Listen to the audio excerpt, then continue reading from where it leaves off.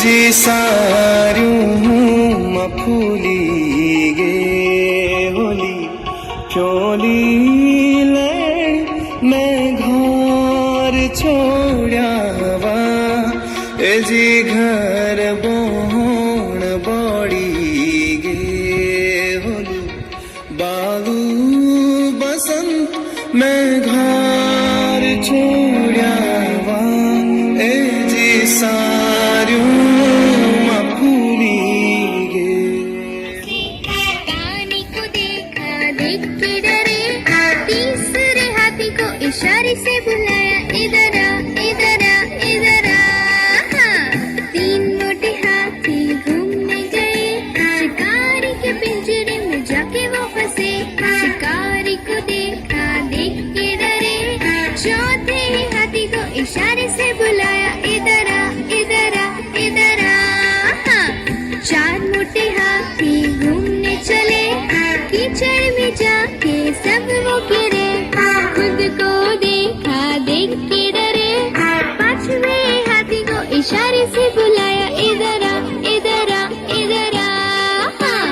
पांच मोटे हाथी अपने घर चले मकड़ी की जाल में जाके वो फंसे मकड़ी ने देखा देख के हंसी अपना जाला उसने हटाया सारे हाथी मिलके कूदने लगे सारे हाथी मिलके नाचने लगे सारे हाथी मिलके खेलने लगे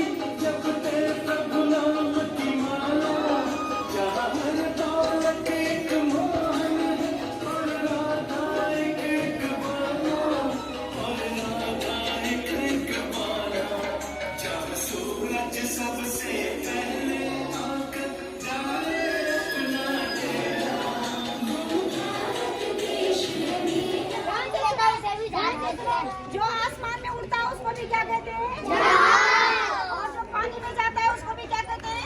जहाज। लेकिन उसको क्या कहते हैं इंग्लिश में? एरोप्लेन। और उसको कहते हैं शिप। क्या कहते हैं? शिप पानी का जहाज। और एरोप्लेन हवाई जहाज। एरोप्लेन